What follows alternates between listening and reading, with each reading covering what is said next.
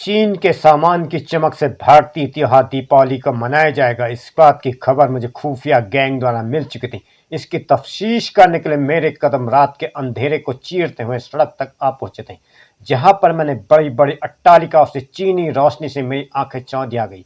अगले ही दिन आखिर चीन की रोशनी भारतीय आंखों को क्यों भाई, इस बात को कंप्यूटर से जानना चाहा तो मेरा ऑफिस कंप्यूटर भी विदेशी सामान का समर्थन करता हुआ आगे बढ़ गया और अपने बगल में रखे पाकिस्तानी झोला दिखाने लगा। अपने ऑफिस के काम को निपटाने के बाद मैं उस जगह पर आ पहुंचा जहां कभी कुम्हार स्वदेशी औजार की चाक से बनाकर फुटपाथ में बेचता था, लेकिन यहाँ क्या, यहाँ तो वो पुराने स्वेटर की तरह सड़क को उधेड़ कर नई सड़क बनाने का काम चल रहा था। मुझे बताया गया कि बढ़ती तेल की कीमतों ने दिवाली के दिए की चमक को हल्का कर दिया, इसलिए हम पानी से दिए जलाने लगे हैं।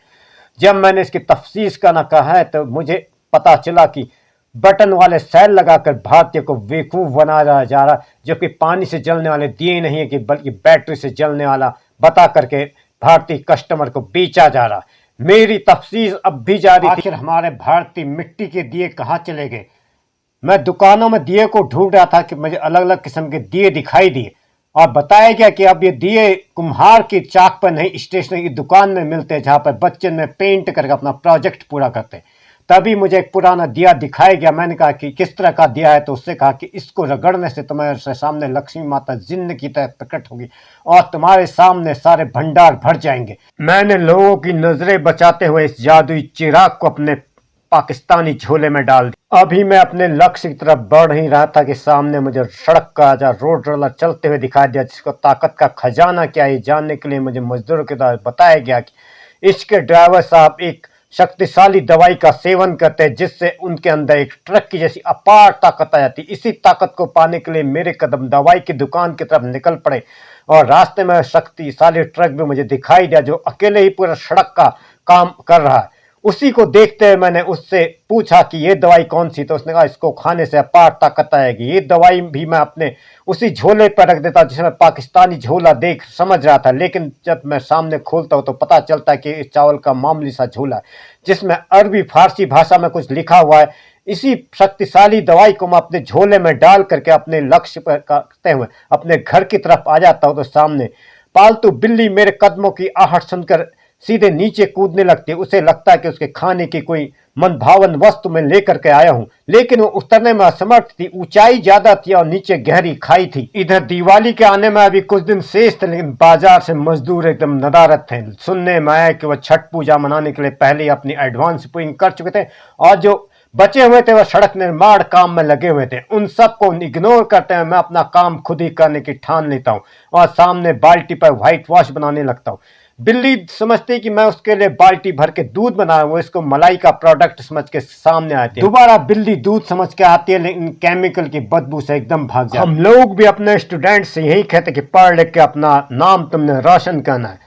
तो किस तरह से चमकाना है, इस तरह से मैं दीवार को चमका रहा था। जिस तरह से दीवार एकदम चमक जाती है उस तरह से छात्रों का भविष्य भी चमक जाना चाहिए, तभी एक अध्यापक का जीवन सार्थक होता है। अगर उसका पढ़ाया हुआ विद्यार्थी उससे आगे बढ़ जाए अथवा अच्छे अंक लाए, तो इस तरह से मेरी दीवार भी चमकते हुए जा रही थी। साथ ही साथ मुझे भी लग रहा था कि कितना ही अच्छा होगा, साथ ही साथ बच्चों का भविष्य भी इस तरह से चमकता रहे। फिलहाल में आजकल सभी लोग एआई कहते हैं, इन अपना काम तो खुद ही करना पड़ता। न तो एआई हमारे लिए ट्रैफिक खोल सकता, न एआई हमारा घर की पुताई कर सकता, न साफ सफाई कर सकता, न हमारे बदले स्कूल जा सकता। कुछ काम हमें आज भी खुद ही करने होते। एआई अपनी जगह पर ठीक है, लेकिन जो काम इंसान कर सकता वो एआई नहीं कर सकता। एआई आपका घर की पुताई नहीं कर सकता, एआई आपके लिए घर नहीं बना सकता। एआई आपको एक रास्ता दिखा सकता है। इसी तरह से मैं भी अपने रास्ते पर बढ़ते हुए जा रहा था, क्योंकि अब सोशल मीडिया ने भी बता दिया है कि आप अपने चेहरे को दिखाओगे तभी हम आपको पहचानेंगे। आप अपना चेहरा छिपा, अगर आप अपना चेहरा छिपाते हो तो हम भी आपको पहचान नहीं पाएंगे। आपका क्रेडिट किसी दूसरे को मिल सकता है, क्योंकि एआई की मदद से आपका हूबहू वीडियो बन जाता है। इन चेहरा अगर आपका अपना एक्सप्रेशन रखते हैं तो यूट्यूब का अथवा फेसबुक वाले उसको आसानी से पहचान लेते हैं। इसी का पालन करते हुए मैं अपने कर्तव्य पथ में आगे बढ़ते हुए जाता है। लेकिन यहाँ पर वीडियो बनाना इतना आसान भी नहीं। जंगली कीड़े बोल बोल कर आपके वीडियो के क्रिएशन का ऐसी की तैसी कर देते हैं। लेकिन फिर मैंने सोचा कि मैंने खुद ही अपने रूम पर बैठकर स्क्रिप्ट लिखनी, आवाज डालनी। मेरा पाकिस्तानी झोला तो नहीं था, भारतीय झोला पूरी तरह से भर चुका था। अब मुझे अपने कर्तव्य पथ में आगे बढ़ जाना था। उड़न खटोला आ चुका था। मैं अपने उड़न खटोले में आकर के आज की दिनचर्या खत्म होते हुए अपने घर की तरफ जाते, साथ ही साथ बाहर का खूबसूरत नजारा मेरी आंखों को शांति दे रहा। इस तरह से आपसे बात करते हुए मैं अपने कर्तव्य पथ में आगे बढ़ते हुए जा रहा था। अब उड़न खटोले में उड़ते हुए मैं अपने लक्ष्य से मात्र 3 किलोमीटर बंद थी। मुझे बताया गया कि आज बैंक वाले छुट्टी कर देते क्योंकि उन्हें बहुत सारे नोट गिनने होते हैं, उसके लिए उन्हें अगले दिन की एनर्जी इकट्ठा करनी होती है, इसलिए बैंक बंद थे। हालांकि कुछ दुकानें खुली हुई थी। इसी तरह से हम अपने वाहन में आरूढ़ होकर अपने लक्ष्य की तरफ बढ़ने लगते हैं। एक तरफ था विशालकाय पहाड़ और दूसरी तरफ था शांत सरोवर। मैं अपने वाहन पर बैठा ही हुआ था कि राइट हैंड साइड में मुझे लोहे के बड़े बड़े जंगले दिखाई दिए। मुझे लगा कि बहुत बड़ा कैद खाना है, लेकिन मुझे बताया गया कि इन कैद खानों के अंदर बच्चों का भविष्य बनाया जाता है। यहाँ एक नया विद्यालय बना हुआ था। इस तरह से हम अपने कर्तव्य पथ में आगे बढ़ते हुए थे। वाहन ने अपनी गति पकड़ ली और आपसे बातें करते करते मैं ऐसी जगह पे आ गया जहाँ की आदमी कभी दिन में जाने से भी डरता। डर का ही अगला नाम था डरानी, लेकिन अब डरानी में जाने से कोई नहीं डरता, उल्टा लोग उसकी मजाक बना के आते। सामने भालू और गिधरा, लेकिन मैंने आज तक यहाँ पर कभी भालू नहीं देखा।